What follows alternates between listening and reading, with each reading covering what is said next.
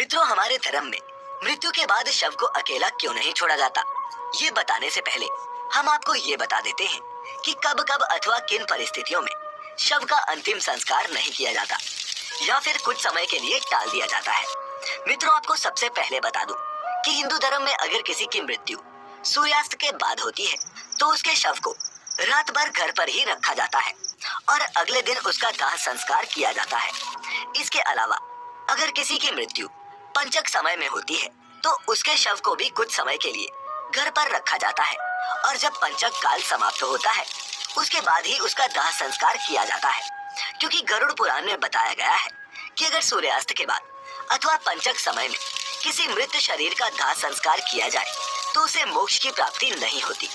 इसीलिए अगर कोई रात में मर जाए तो ऐसी स्थिति में लाश को लेकर शमशान घाट नहीं जाते और लाश को घर पर ही रखा जाता है। सुबह होने का इंतजार किया जाता है और ऐसे में मृत शरीर को एक भी पल के लिए अकेला नहीं छोड़ा जाता और कोई ना कोई व्यक्ति हमेशा रखवाली के लिए मौजूद रहता है। मृत शरीर को अकेला नहीं छोड़ने का सबसे बड़ा कारण है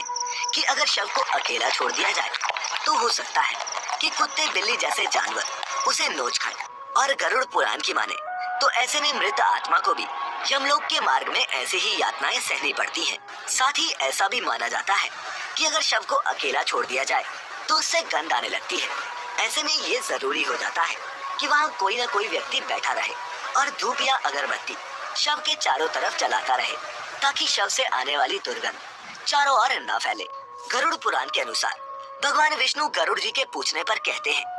हे पक्षीराज, इन सब के अलावा अगर किसी की मृत्यु हो जाती है और उसकी कोई भी संतान नहीं है, ऐसे समय पर भी शव को घर पर रखा जा सकता है जब तक कि उसका पुत्र या फिर पुत्री न आ जाए, क्योंकि जब खुद की संतान मृत शरीर को मुखाग्नि नहीं देती तो उसका उद्धार नहीं हो पाता,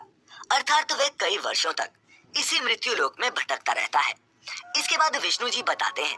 कि सूर्यास्त के बाद अगर किसी मृत शरीर को जला दिया जाए अर्थात उसका अंतिम संस्कार कर दिया जाए तो वह मृत आत्मा असुर, दानव अथवा पिशाच की योनि में जन्म लेती है, जहां उसे कई तरह के कष्ट सहने पड़ते हैं।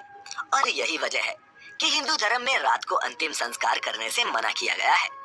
आगे विष्णु जी बताते हैं कि रात में मृत शरीर को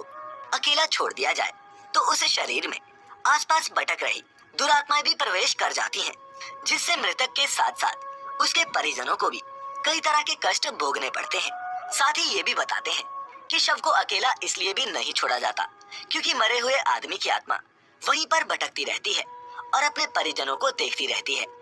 कहा जाता है कि इंसान की मौत के बाद शरीर आत्मा से खाली हो जाता है और इसी वजह से उस मृत शरीर में कोई बुरी आत्मा का साया अपना अधिकार जमा सकता है। और यही वजह है दोस्तों कि रात में शव को अकेले नहीं छोड़ा जाता और कोई ना कोई इसकी रखवाली करता रहता है।